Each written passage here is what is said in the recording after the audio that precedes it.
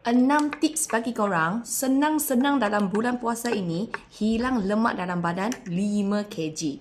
Pertama, korang kena cari makanan yang berkualiti tinggi dan juga natural.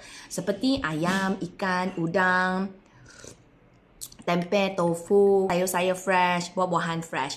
Bukan buah-buahan jeruk, bukan sayur-sayur kering macam keropok, rangup-rangup tu, itu bukan. Bukan juga macam hotdog, macam fish ball, meatball, itu bukan. Okay? Tips number 2, korang kena rancang dulu.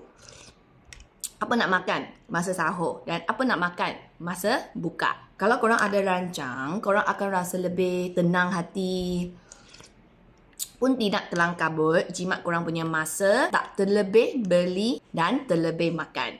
Yang ketiga, elakkan makanan tinggi gula seperti kuih muih, bahan-bahan kek-kek cookies macam tu. Kalau tidak, kalau korang makan banyak benda tu, korang akan lagi rasa nak makan tak henti.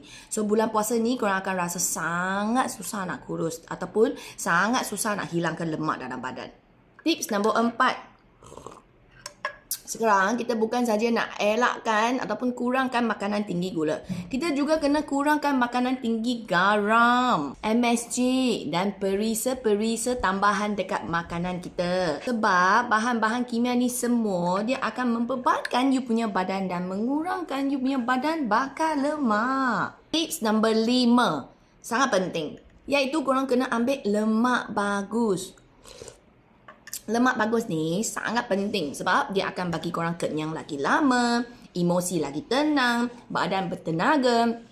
Lagi satu, mengurangkan masalah sembelit. So, lemak-lemak bagus seperti flaxseed, chia seed, kekacang, avocado, minyak-minyak zaitun, minyak-minyak kokonat.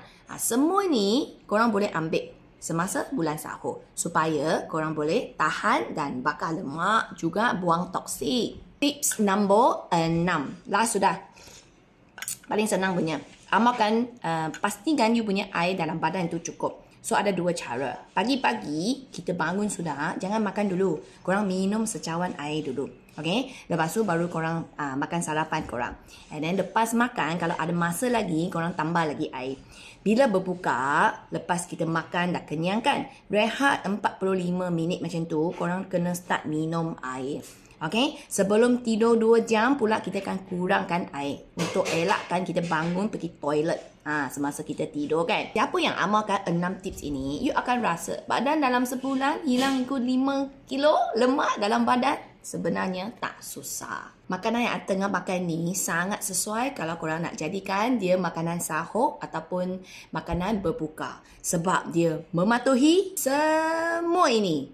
Kalau korang plan nak amalkan pemakanan sihat, nak kurangkan lemak dalam badan, korang masuk TikTok Shop Water Mami, dapatkan set sahur punya sarapan. Set ini dah boleh kasih korang minum 1 bulan. So, you beli saja 1 kali, 1 bulan punya sahur ataupun you punya berbuka, sudah tak payah pening kepala. Paling penting, dia sedap. Kalau korang nak tambah sikit buah-buahan, kasih blend, jadikan dia smoothie, pun boleh, tak ada masalah. Semoga kita semua berjaya kurangkan lemak dalam badan pada bulan puasa ini.